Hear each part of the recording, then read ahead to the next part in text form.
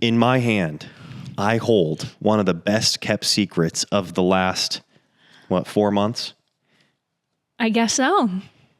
What secret is this? I'm going to tell. Well, we may tell you. I'll tell you what the secret is, but we may not reveal the secret to you. We're going to discuss that. In here is there something? Elisha Something is so in here excited he can't even talk. Indicates the gender of our baby, and we may do the gender reveal with you here on the podcast. We may not. We don't know if we're going to decide to see what the gender is or not. We didn't figure out what the gender was until birth with our first 3. Lawrence was the first one. We just found out at the ultrasound tech's building, and it was kind of anticlimactic and kind of lame, to be honest. And so we don't know what we want to do with this one. So we had him put it in an envelope. And yeah, we're going to answer your questions, and we'll see when we get to the end. I want to say a couple things before we jump into the introduction and then this episode. Folks, you have left so many ratings and reviews on iTunes, and that blesses Katie and I so much. I am blown away that each week our episode is reaching the top 50 on iTunes in our category, and we're really grateful for that, because it's crazy how the higher it ranks, like the more people see our podcasts and then they listen. And so it's been such a blessing to see our podcast grow, meet new listeners in various ways, whether that's through email or direct messages. So thank you for leaving comments on YouTube, letting us know you're a new listener, or sending us messages, letting us know you're a new listener. And thank you for leaving the ratings and reviews on iTunes.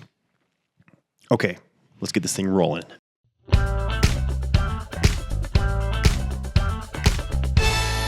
Now That We're a Family podcast. Okay, so we decided that we're going to, when are we going to do this?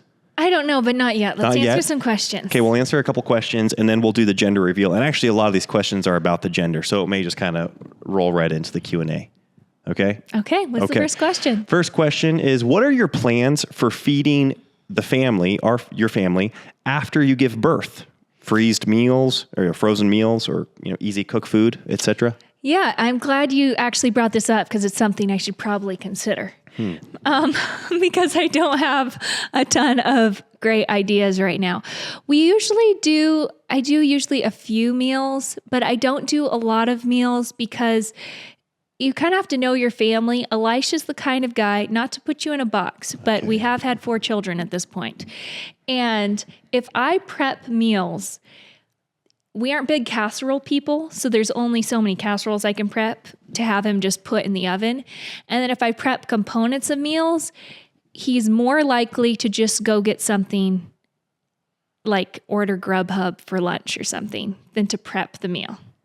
Well, right? That's what's happened historically. You would know. So it's really, I guess, what Elisha wants when it comes to this baby. Like, would you prefer to just eat out more, or would you prefer I have meals prepped? I would say I've changed a lot since our last baby. It's been over 2 years now since we had Lawrence, and I think I was far more prone to eating out 2 years ago. We both were. Yeah. We both were. So I think we both value healthy ingredients, healthy meals than ever before. So I think I'm in a position to put forth minimal effort to put the ingredients together of a meal. Yeah, we're really blessed. My mom usually comes and stays for a few days after me giving birth. And so that's been a huge blessing. She makes incredible meals. And so I don't have to think about meals directly after the baby, which has been a big gift for Elisha and I. And then really, I only have probably about 3 days of Elisha putting together meals before I'm able to put together meals. So yeah, I'll probably prep a few. We'll probably order a few meals out to subsidize those. And that's how we'll do it. Yeah. And it seems like a reasonable plan. Yeah, we don't do like a month worth of meals, freezer meals or something like that. We don't have a big freezer, and I feel like we get kind of sick of the meals. What I do love doing, though, are those raw packed Ziploc meals, and so I'll probably do a freezer full of those right before we have a baby. Yeah, and I wouldn't be surprised, when we had Lawrence, we had just moved here, so I actually know a couple people did bring us a meal, which was a huge blessing. But we do know a lot more people now here in Coeur d'Alene, so I don't want to be presumptuous, but we might be blessed with some more meals this time. Yeah, with meal trains. Yeah, I don't know. I go back and forth on even the meal train thing because sometimes it's a really big blessing, and then sometimes I'm very socialed out, and so the meal train can kind of add a little bit more pressure because you feel like you're show and telling your baby all the time. Yeah, that was really hard for us with our first. We weren't quite prepared for all the guests that we would have. Oh no! So I don't know what we'll do, you guys. We will let you know when we have the baby. Okay. This is kind of going more postpartum again. What are your plans for help during the 6 to 8 weeks postpartum? Well, I like how you said 6 to 8 weeks. That sounds like a very nice long runway. Yeah, that's a long time. Elisha is my greatest support when it comes to birthing a baby. We don't have outside help. We don't live near family. So my mom comes, again, right after the baby, lets my body heal a bit, which is a big blessing. And then I feel like we like to get back to life pretty quickly after. So I'm thinking like we'll have a week of, me being home. Elisha just like taking care of covering all the bases. And then after that, I'll kind of kick into gear. I'm sure there will be days where I'm like, oh, can you come home early? Or, can you bail me out here? Or can you bring home dinner? Or I didn't get to this today. That definitely happens where we're kind of hobbling along for a couple weeks. It's not like, oh yeah, pow, everything's back to normal. But yeah, we aren't going to have help after the baby that I know of, unless we have a date night or something like that. And then we'll have a babysitter come and we'll go on a date night. I feel like we've gone on our first date night around like 1 week or 2 weeks postpartum usually, because we just want to like get out and remember that we're married and not just parents. Yeah, it's funny because I think in times past, you've gotten antsy far quicker than I have when it comes to me because I've gotten time off of work when I had more traditional jobs before. And it always felt like I had too much time off work. We're like 5 or 6 days of me being around, and you're like, okay, I think like you want to get the home back to how you had it. And I think you're ready for me to be out. And like, in something else that you said, it's a huge blessing having your mom for those first 2 to 3 days. Mm-hmm. Like right then, it's crazy. Obviously you can't really get out of bed. And so having the help right then is crucial. And then we'll see, obviously it's more kids each time. And so this is going to be the first time having a newborn with 4 children, with a 6-year-old of 4. So we'll see how eager you are to get me out of the house. Yeah, this time. I do really appreciate his help, but I also feel like sometimes the wear and tear of, maybe everyone crying a little bit more, being more fussy, or the house being more dirty, it can be harder if Elisha and I are just experiencing that together, because no one's really refreshed at the end of the day. I kind of like to handle that myself, let the house be dirty, let me be a little bit more unkempt, try to pull it together at the end of the day a little bit before Elisha comes home. And then he comes in like this fresh breath of air and takes over everything and gets through the evening or the late afternoon and evening. So I prefer that instead of us both being like fried from being around all the chaos, because it's a little more chaotic in a postpartum season. And I feel like I would rather keep the house clean and our living spaces dialed in and meals done like when Elisha's there. The kids and I can have like yogurt and granola if he's not there. Or, stuff's just a little more relaxed. Not because there's no extra help, but there's also no... That's just what I prefer. Yeah, we felt that a lot more, that paralleled frustration and frazzleness when we were both working from home, and that there weren't very many, I guess, like parameters as to who was doing what in the business and when working hours were and who was getting which meal. And it's crazy. We lived a couple of years like that, and it was not helpful to our life. Now we've got a very definitive, like, okay, I'm at work at this time, and then I'm in family mode when I'm at home. And yeah, really and nice. we both really appreciate restful environments. So it's like, if I can't keep the house restful all day, that wears on me. But at least we can like work together to get it restful in the evening. And that's what Elisha sees and knows and helps me with. That's what works for us. Us both sitting in a pile of like spit up and diapers is not conducive to a better home life necessarily. Yeah, for either of us. Yeah. We just both end up worn out. Okay, next question. Does this pregnancy resemble more like your boy pregnancies or your girl pregnancies? Okay. I have to go on record saying, I don't even, like, I literally think we don't need to open up this envelope. We're having a boy.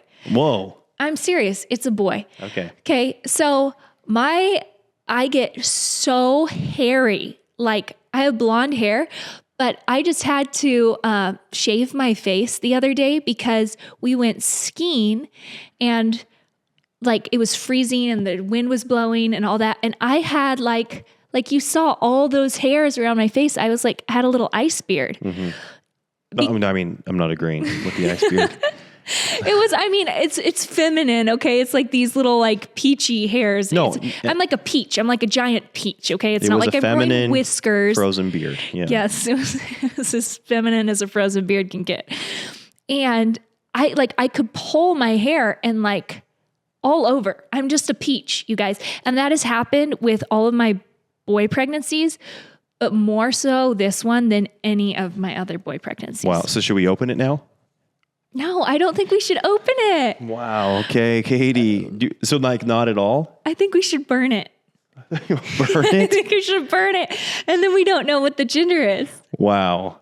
Is that right? Do you have a lighter? Look, of course.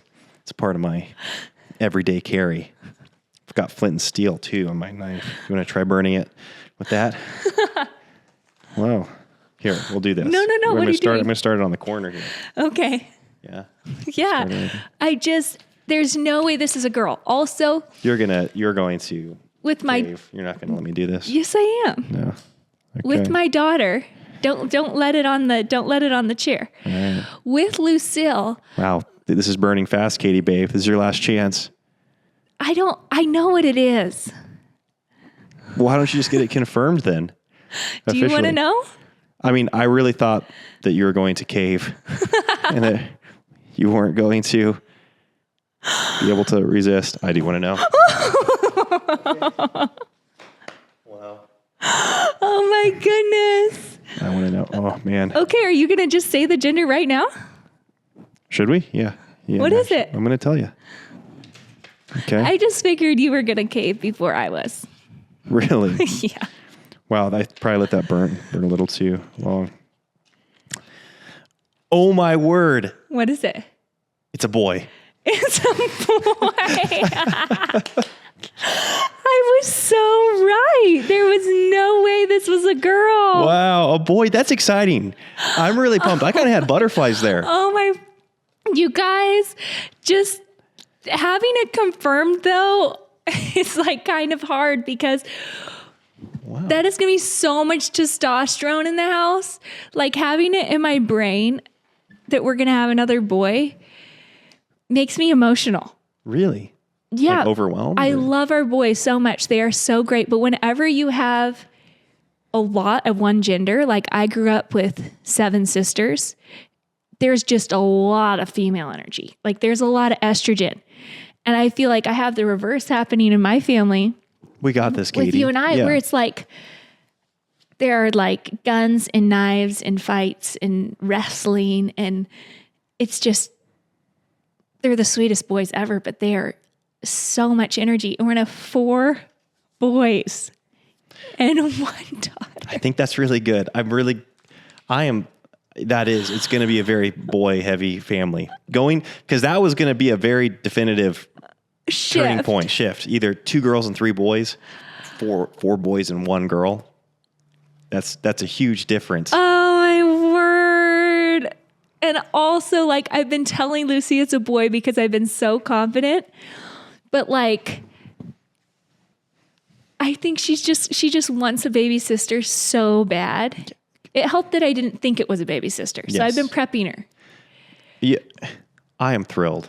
You're thrilled too. thrilled. We're going to do this. I am thrilled, but I'm like, it's just, it confirms what I was like preparing for, which is like, good. Yeah.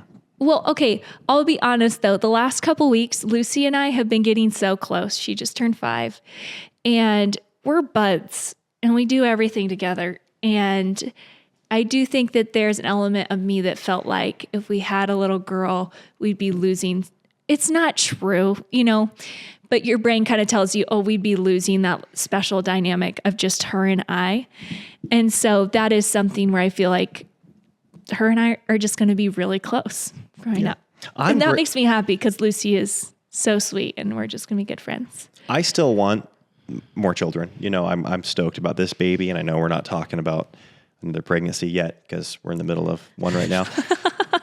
So next pregnancy. I would love, I guess I'm not stressed out about having boys close together in age, because I think I was actually, you know, I guess I wasn't very close to any of my brothers, but I had 4 brothers that were really close in age. They were 4 boys that were 18 months. They were each 18 months apart. And I never sensed this real competitive, aggressive spirit towards one another. They didn't have that, especially when it came even to girls. Like, one would like a girl and nobody else would like her. And well, they're different personalities. Like, they're gonna, Yeah, I feel like it's more common in girl heavy families for there being 2 or 3 girls that like the same guy, and then that causing strife. It's more like certain girls get the attention from all the guys. Oh, wow. No, I'm serious, because they're like, maybe they're the outgoing type, or like naturally more gregarious and put themselves out there. And so they just kind of like, guys, like if you have a bunch of pretty girls and one girl's like that makes herself really easy to get to know. She doesn't have to be flirtatious or annoying. They're just like, oh, well, I'll like her. You know, she seems great. Yeah. And like a quieter sister that's harder to get to know, that you have to pull out and withdraw or draw out more, is just going to be kind of more overshadowed by that. That makes sense. Yeah. That's what I think. Well, I think I agree. I think I had a lot of experience. And what I'm saying is, I think based off of my, man's wisdom, I think that there's more potential for there being sibling conflict and rivalry with girls more than, I think the rivalry and the conflict with boys is much more superficial, and it's not like deep rooted, and it's not a heart issue. And so they can duke it out and be best buds again. Whereas I think there's more potential for there to be long lasting hurt or with competitive sisters. Yeah, for sure. I mean, that's just 100% my, man's wisdom. And of course, no, like in a godly Christian home, there can be really fruitful relationships regardless of the gender. Again, I feel like part of me has been like really stoked. I kind of like extremes. And so the fact that like we're going to have this like boy posse is super cool to me. Oh, good. Instead of just like, but instead of a family where it's just like all mixed, it's like being the boy family where there's just like all these guys that come in. Like, I liked being the girl family. Like, we had 3 brothers, but when we went somewhere, the girls were the ones that made the statement because there were a bunch of us. And I feel like that's kind of going to be the boys, they're going to be the Podby brothers. Podby brothers. Yeah. I just can't believe it as much as that's what I thought was going to happen. Yeah. Congratulations. I'm stoked. Me too. I'm stoked. What a gift. I'll tell you what. Fun. Isn't it crazy how, I don't know, it is such a miracle life in the way God has ordained it for like it to be sustained and perpetuated through the family, that life continues. It's such a gift. I like that the Votberg name's going to spread. We're going to have all these. Something that does make me a little nervous is all the daughter-in-laws I'm going to have. So I was telling Elisha about that. It's like when you grow up with your daughters, you grow up learning them, but when these girls come in, they're fully grown, they're fully raised. You don't know what their sensitivities are or their insecurities are, or all the things that come with womanhood. And you want to be sensitive to all that, but you're learning them as an adult instead of growing up with all those things. Whereas boys, I think if you marry off your daughter, it's a lot easier for a mom to be like, oh, he's so great. He's great. I don't have to know him that well to feel like, oh, he's just great. I don't know. Yeah. No, I agree. I think it's a harder transition. Yeah, it is interesting because I feel like the stereotype mother-in-law is the husband. Yes, is the husband saying he's got issue with the mother-in-law, which I've never related with that because your mom's awesome. She's great. And then, but then I do think that for the mother, getting to know her daughter-in-law would be a more consistent challenge. Yeah. It seems like. That's what I think too. Yeah. And Dear Mom's a great example to me because she's really embraced me and gotten to know me, and I really appreciate that. And then my grandma, I feel like, has done a great job making my mom and all her daughters-in-law feel like her daughters. And so I want to be that kind of mother-in-law. I just think it's going to be stretching for me because I'm just like that classic huge fan of my boys. And I want to be huge fans of their wives because that's the best way to be big fans of them, is to love who they choose as spouses. Wow. Okay, so should we go back to the Q&A after that? Oh, man, yes. Okay, wow. Is this going to change things? Or are you still good here? I'm still good. Okay. We've gotten a bunch of questions. Actually, I'm going to save that one. I'll do this next one. The boys are going to be so stoked when we go home and tell them. Yeah, I'm stoked.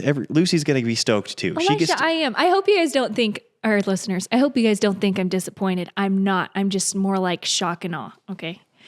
It's not disappointment because Lucy, I tell Elisha this all the time. Like, she is the perfect little girl. Like, if you could get a daughter right out of the gate, that's just like spunky and fun and sweet and great sense of humor and girly and tomboy. Like, it's Lucy. Yes. We got the perfect daughter right off the bat. So yeah, she's great. She's the only one we get. I'm good with that. Get a discount when you sign up for what? The Growth Initiative and the Get It All Done Club. The Get It All Done Club is a home management program. Linked down below, you could see a free masterclass about everything I teach on creating a peacefully productive home. And the Growth Initiative is about becoming the man that you feel God has called you to be, but you don't have the systems and the support to become it. So if you're looking to grow together this year as a couple, even if it's in two different veins, we encourage you to check out the link below. You'll find a discount to the couples package. And if you want to learn more about either of these programs, you can watch a free webinar for either one of the courses. Okay, do you get junk food cravings? What do you typically eat during pregnancy? That's a good question. So it's kind of funny. Yes and no. With this one, my first trimester, I didn't eat any sugar at all because it made me feel sick. So it just was like not a craving. That hasn't been the case with all my pregnancies, but it was with this one. And then I don't feel like I have junk food cravings with this pregnancy either. Like, would you say that? It doesn't seem like it at all. If you do, you've been extremely self-controlled. Makes me nauseous. There have been a couple times we've had ice cream and I'm like, wow, this is so good. But then I feel like immediately sick afterwards. And I'm just like, so it's not appealing. Like, it's the first time in my life I've had ice cream bars in the fridge for 3 months and have not touched them at all. Yeah. It's just not, it's not that appealing. Yes. So that said, my cravings though are like limes, full limes. I slice those up, eat them. I know it's bad for my teeth, but they taste so good. Or apple cider vinegar, like the kind in your fridge. What is that kind? Bragg's? I just take swigs of that multiple times a day. I love the way that tastes and burns down my belly. So that's pretty good. I mean, I feel like those are my main pretty things. Good cravings. Like, I feel like I have, I just eat normal. I don't have any food aversions, but the cravings that I have are not sugar related with this pregnancy. Not even like really grease related with this pregnancy. Whereas like corn dogs have been a craving with Lawrence. Wow. Or, that kind of like greasy, fatty food or the sugary food. Yeah. Taco Bell was the first couple pregnancies. Oh yeah. Taco Bell bean burritos were all I could eat pregnant. And I will say, first trimester with all my other kids, and I switched to Chipotle bean burritos with the third and fourth. A little better. And now we aren't anywhere close to a Chipotle. And I would make homemade tortilla and cheeses. I feel like those were like my nice go-to for kind of like a bland food, when you don't like the smells, you don't like the taste. Yes. Yeah, you are far more sensitive to smells when you're pregnant. That's for sure. Smells actually, okay, not that you guys, I feel like it like a geriatric, what do you go? Like an old person that just like wants to talk about their like aches and pains. But with smells, I was super sensitive to those first trimester, expected that. The last 2 weeks, it's come back so strong where I get nauseous smelling my kids' breath. And they're just like little kids, but it's like anyone breathing close to me has just been like really hard. Or like gum, even like gum breath, that's made me nauseous. Our deodorant that we're using, that makes me nauseous. I just don't like fragrances right now. I don't like smells. And yet you are always so willing to kiss me. I tell you what. I like to kiss you. True. Just hold my breath. True love. Elijah has good smelling breath. Okay, we've gotten a couple questions about this. Okay. How has your pelvic floor held up through all the pregnancies? Do you have management or health tips? I was joking about this. Everyone wants to know about the pelvic floor. Like, how's your pelvic floor holding up, Elisha? Mine's been good through all of the pregnancies. I just feel like that would be such a funny question to ask a guy about anything like that. But anyways, it is something that we talk about in pregnancy and childbirth and all that. And obviously it really affects us. I've been very grateful with my pelvic floor and lack of issues there. I do think some of that's probably genetic, because I don't really feel like I have a ton. I've never done like pelvic floor therapy or something like that. That's not something I'm not open to doing if it becomes an issue. You know, obviously there's been a lot going on with the babies and stuff down there. So it's had a fair amount of trauma, but just holds up great. Good. I don't know. I don't really know what to say. Like, as far as like I can jump on a trampoline, I can run, I can jump, do like jump squats. I can do anything without feeling it or without having any issues there. So I'm very grateful for that, and hopefully that continues. Nice. I'm going to ask this next question. There's a couple versions of this. So do you have mood swings because of hormonal imbalance? And then then another question is, do the vitamins you take help with hormone and mood swings in their trimester struggles? Yeah. So maybe we should ask Elisha this question. How would you say my hormones are with this baby? You know, what's funny is I think great. It's hard to know because I think we mentioned this last week. So I don't think I'm, revealing any thing that we haven't shared publicly yet, but we were both kind of down last month, and we attributed it to the winter and the gloominess of winter. And so it's hard to know if the pregnancy was also playing a factor for you.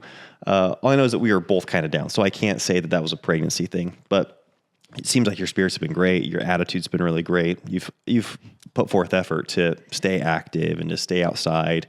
I think that's really helped this pregnancy. That's really helped. Active when and outdoors. I have gone through seasons of not going outside, Elisha knows I've gotten some slumps of being down. I would say it's been hard to know too because of the weather, because characteristically January and February are kind of hard months when you're in the north. There's very little sunlight and a lot of gray. And so if I'm not getting outside on a consistent basis, then that affects my mood. I would say I've definitely had some, just like anything else, like anger, impatience, shortness. I have to work on that, not snapping at the kids, not snapping at Elisha. I hate when I do that. And I go through seasons of that where obviously that's a sin issue. But I do think it's easier sometimes than others. And I feel like during certain times of the month, the rest of the year, and then during certain times of pregnancy, I do go through seasons of that coming easier than other times. But I would say overall, I feel like my hormones are very balanced. The supplements I do take help balance your hormones. I don't know of life without them since I was 19, so I'm not sure how I would be with or without them. But I do accredit a lot of just not dealing with anxiety or depression or anything really big to the supplements, because obviously my body would be pretty nutrient deficient at this point if I wasn't supplementing at a high level. Good. Do you have any more over there? Yeah, there's a bunch. There's a bunch that you've kind of already just rapid answered. fire them. Okay, cool. Tips on let's see. Home birth or hospital? We're going to pray for a home birth, hope for a home birth. Yes. This would be our 5th home birth. But you never know. Lawrence was breech. We were able to flip him around manually. But if not, I would have gone into the hospital for a C-section. So you just never know what's going to happen in pregnancy. And we would like to be delivered to the hospital quickly if that's what I need. Yeah. That's great. I'm on the same page with you. Sorry. I feel like I'm distracted because I'm looking at these Oh, no, questions. you could just ask the questions. Love it. Yeah. Because that answered a few questions too about our birth plan and stuff. How are you making sure you eat enough, but not too much? Well, I don't know if I'm the best person to answer this question.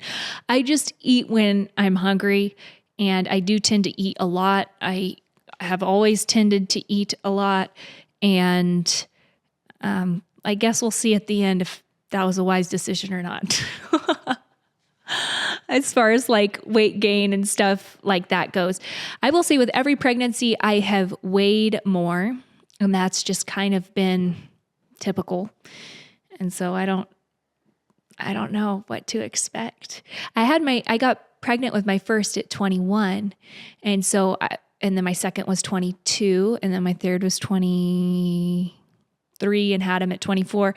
And so I was really young for my first 3 pregnancies. And this one is my closest one that I'll have to 30. So I think my metabolism's slowing down a little bit, and I have to adjust accordingly.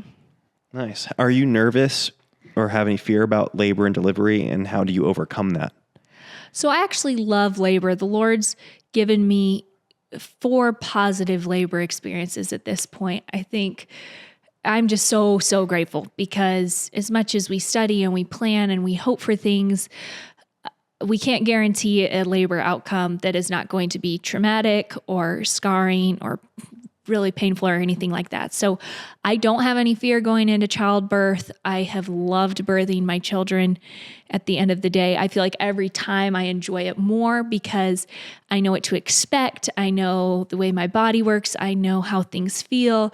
And because I've had positive experiences, I'm assuming a positive outcome going into it.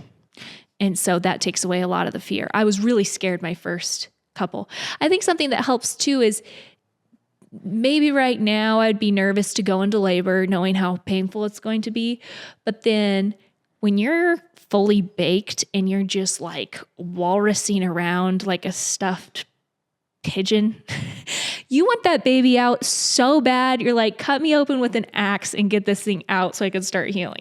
I really think the Lord makes the end of pregnancy so miserable that we're like, bring on the labor. Like, I will take it, get this baby out. That's how I feel always at the end. Wow. Okay. Okay. How far apart will this one be from your youngest? This is a big gap. Math is not my strong suit. Elisha, do you know? Oh boy. Okay. So Lawrence, not quite 2.5 years, because when did Lawrence turn 2? Yeah, February. So July. So yeah, almost 2.5 years. Actually, it's going to be exactly 2.5 years, I think, because Lawrence's birthday. Yeah, it's going to be 2.5. Wow. So that's crazy. Yeah. Wow. Just it's a 2.5 years. Big gap for us, but the Lord knows. Okay, and then any advice for first-time parents and anything from pregnancy to birth to postpartum?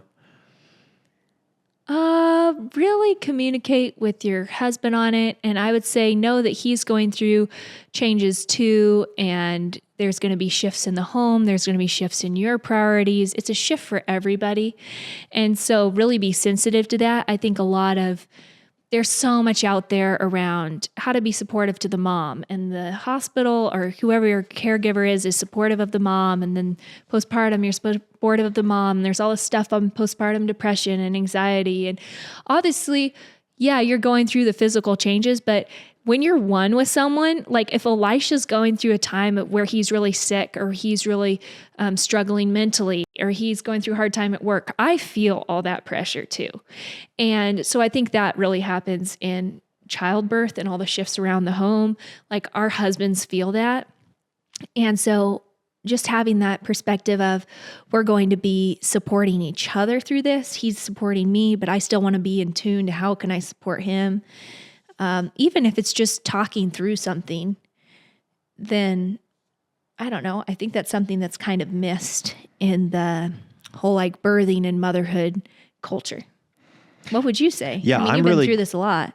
I'm really grateful that both my dad and your dad really encouraged me to be as proactive in conversations around especially the labor and postpartum, so that we are on the same page. So I'm really grateful that I was present at all of your labors and that I was relatively prepared. We went through the whole Bradley book together, and I think that was really helpful for me. Yeah, Natural Childbirth, the Bradley Way. That was really helpful. We read through that together. It's the only book we've ever read through together.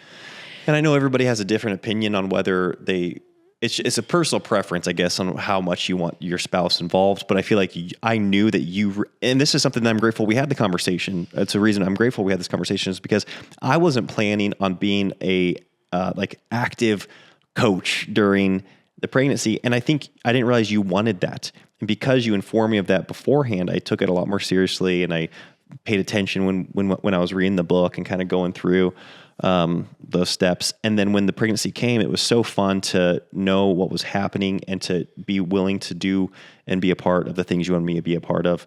And I think I was present in the way that you wanted me to be, but that was not what I was naturally going to do. There's no way I would have done that had I not known ahead of time that's what you wanted from me. And then same with the postpartum. I think being aware of the emotional taxation that can be on the wife. I think that I was really confused. I thought I was aware of the physical things that needed to happen, but I don't think I was prepared in hindsight for the emotional and oh my goodness. It's been a long day. The hormonal challenges you were going to have. And I think I was far more prepared the second and third and fourth time with that. To not be like, oh, this is my wife. My wife pre-baby did not cry all the time. Now that she's a mom, she does cry all the time. And this is the next 30 years. And yes, you experience, you can't get the experience until you've lived through it and you feel like everything's going to be forever your first few weeks. Yeah. And then you work your way out of it. And I think that's why it's easier to have multiple children that's why the first is so challenging. It's not actually because the first is so challenging. It's because you're doing it all for the first time and it's all very uncharted territory for both of you. And Elisha was a huge, huge help from the very beginning. So my expectations going into pregnancy, my dad delivered my mom's last 5 kids, five babies at home. And so I thought that every dad just wanted to be super hands-on and involved, even if there was a midwife present. And so that was my expectation. And then Elisha and I were going to my midwife appointments with my first, and he would just like glaze over and be like, I'm not even here. And so that really shifted when I shared my expectations and my heart on pregnancy. And I'm like, I want you to know what's going on in my body. And so then you can, be proud of me. Yeah. I mean, your dad it's not like he delivered the babies, meaning like he just caught the babies. It's like there was healthcare professional. Yeah. There was no midwife. There was no other, healthcare professional. It was just him. And yeah, he was a firefighter paramedic. He had been to labors. So it wasn't like completely irresponsible. Yeah. Irresponsible. But I mean, maybe a little crazy, but that's my parents. They're on the same page with that. Well, this is a fun question. How do you manage motherhood and your career?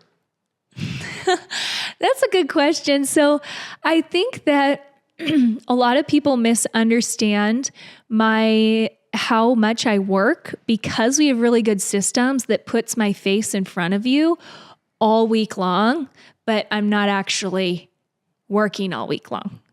And so it can kind of be this weird dichotomy where you're seeing me all the time on social media, on YouTube, and really I'm home 6 days a week and I'm 2 days a week in the studio putting out anything. Like I'm 2 hours a week in the studio, which is right now where we film all our content for the week.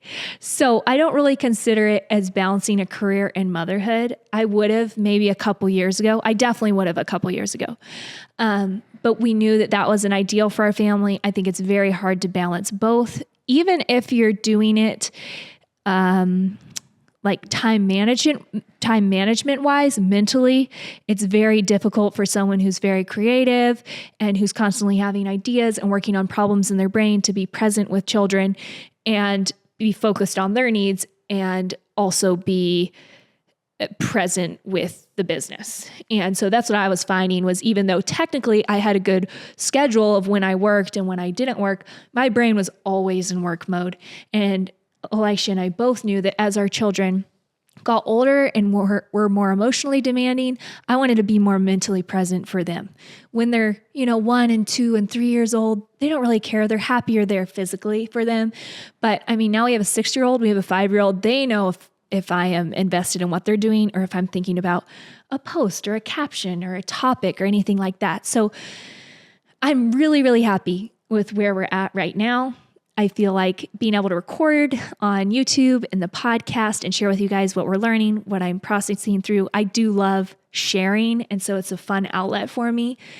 And we usually talk about topics the day of or the day before for, I don't know, maybe 20 minutes. And then we come in here and we do what we do. And then I'm done after 2 hours. Like, the burden's off of me. I don't do anything post-production wise. I don't post anything anywhere. I don't reply to comments or set up interviews or any of all the stuff that used to take all my time. So I don't have a career. I would say the only reason I'm even here right now is because Elisha said he still wants me on the podcast. Oh, and we need you on the podcast. So, no, I don't think that's true, but I like being a part of what Elisha's doing. That's always been a fun thing for me and for us. And so as long as he wants me to be a part of what he's doing, I'll be here. But that's really how I see it. I'm supporting you in what you're doing. I'm not trying to build my own career at this point. Yeah, it's tough because everything we're doing now are things that we started together. It's just like we were, doing the hustle together. And there was a challenging season there when you really stepped away from the businesses where I felt very lonely. We've talked about this. And I think we're in a great spot where you are so, I get to talk to you. I get to run ideas by you. It still feels like our thing, which is what we wanted when we started it, but it's less time consuming for you. It's less time. There's not as much of a demand on your time. Or my mental energy. Cause I don't think about now that we're a family at all, unless Elisha brings up something. Like, we were just on a road trip and we talked a ton about different ideas, stuff like that. Sometimes in the evenings we'll brainstorm ideas, but there's none of the pressure on me to execute ideas anymore or to make them happen. And so I just get to brainstorm and dream with Elisha, which is the fun part for me and the fun part that we get to do together. Yeah. Yeah. So I do think it's really challenging though when you're trying to do both. I don't think it's a bad thing, especially when children are really small. I think it's a great time to put into both. But I think as the mom, when you aren't doing both well. And that's when I knew. It was evident to me. It was also evident to Elisha. And we're like, hey, we don't have to live this way. We don't have to do this. So I'm really grateful. Yeah. And yeah. What? Is there anything else you would add? No, that was good. That was good. So do you feel like you have a new perspective on carrying this baby after your loss? That's a good question. So I think a lot of people don't know that this wasn't our first miscarriage. So this was our first long, real miscarriage. We had a chemical pregnancy. So it was more like a mental loss than a physical one, because I didn't go through all the physical stuff. But it was kind of getting your hopes up for a baby and then having a letdown. And I think that first chemical pregnancy gave me a huge perspective shift on life and just that excitement for pregnancy. Anytime you go through loss, I do think it reminds you of the brevity of life and reminds you what a gift it is and how you don't deserve anything, how it's all just a free gift from God, how you don't earn it, how you don't you can't expect it. Because I think I had fallen into this lull of Elisha and I get pregnant easily and we keep the babies. And so it reminded me that God's in control, that he knows what's best for our family. He knows the proper, spacing for our children, however much we try to plan it out. And it really makes me feel like this is the baby that he wanted us to carry full term. There's a lot of peace in his sovereignty. And so it was a good reminder of his sovereignty. I don't know. Do you feel like it's changed your perspective? Yeah, I mean, I think it's just made us more and more grateful, and it's in line with us probably just maturing in general and realizing the miracle of life and really embracing the blessing that children are. And so I think that even the baby that you miscarried, we were valuing that one even more too.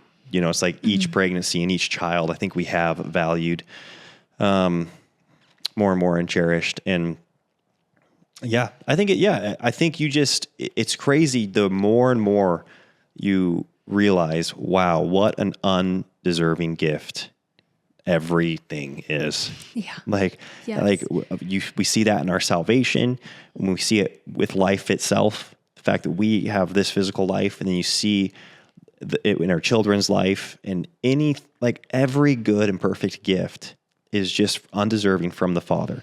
And I think as we grow in seeing that and believing that and embracing that, then you can't help but just be grateful. And for the baby in your belly, for each of the kiddos that are outside of your womb.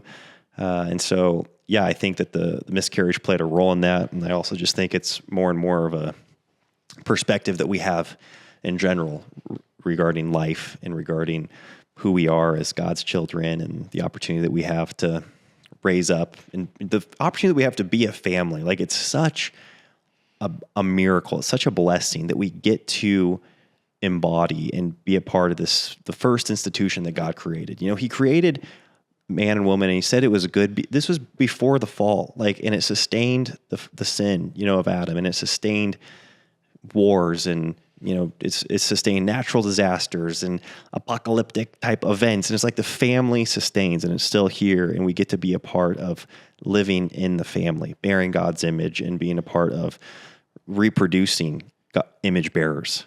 What a miracle that is. Yeah. So, yeah. It's really, really a blessing, and just a reminder to not take life for granted at any stage. And I do think something that we've gotten a lot of questions on, I don't think this showed up on the Q&A, but a lot of people asked why we talk about this baby as our fifth baby. And it's not because we are not valuing the life of the other children that we got to carry for a brief period of time. It's more like, I feel like it's clearer to people. So some people are saying, you should be calling this is your sixth pregnancy. And it kind of made me smile, because I was like, well, really, it's my seventh pregnancy, my seventh known pregnancy. Like, we don't know about any other babies that maybe I held for a short period of time and then just went to be with the Lord. And so I think it's just clear for me to describe the complexity of our family by sharing the children that God has given us under our care. So this is the fifth baby that we are currently caring for. We have other children that we have carried, but now they're with God. He's got them, and so they're no longer our responsibility. So it's not to discredit that their life was here for a brief time, but it's more like when we say it's our baby number 5, it's the fifth baby that we are currently caring for. And I think that that's just clearer than saying, everyone has their own thing with how they want to describe this, but saying this is our seventh baby, and then having to, kind of explain how we've lost 2 and kind of go into more of that whole story. And I feel like sometimes we don't know. Like, I didn't like how public we had to be with our miscarriage this last time, because the pregnancy just kind of got out of the bag really early. And so then we had to tell everybody we miscarried. And if we told people later with this baby, and I feel like I would like to avoid having to tell people we miscarry if that happens again, especially real time telling people we miscarry. And so there's a chance that could happen again in our lives. And I'm not going to always tell people how many babies my body has carried, if that makes sense. I just think it would be nice to keep some things private. So that's currently why we're going to continue referring to this baby as baby number 5. It's the baby number 5 that's in the Votberg home at this period of time. Yeah. We have 5 children with us. But yeah, I didn't want to have anyone feel like we were devaluing babies that God has given us that never made it earthside. We still very much recognize them as his lives and now souls with him. Yeah. Amen. Well, let's just wrap it up with that. Yeah. Okay. Yeah. That's the podcast. That's the podcast. We're going to go home and tell our kids Yes. that they're expecting a new baby brother. We have to come up with a middle name. We have a first name. We have a lot of boy first names, but I think we have a front runner. And yeah, I'm just in shock about that. Yeah. Our kids will know the gender before you folks because Elisha felt bad that they weren't all here with us. He was like, maybe they could just sit there. I'm like, for like 40 minutes? Yeah. So we're going to go home, and I would rather tell them off camera anyways. Yeah. And just have it be about them and their reactions. I feel like sometimes when you're trying to film, the kids' reactions can be underwhelming. Yeah. You know what I'm saying? Totally. And then you feel just kind of like, come on, get excited for the camera. Like, we don't care. Yeah. Like, I just want to tell Elisha, and the reactions can be whatever they want. Yes. I mean, tell them with you. I'm with you. Okay. Thank you, folks. Talk to you next week. Bye. Bye-bye.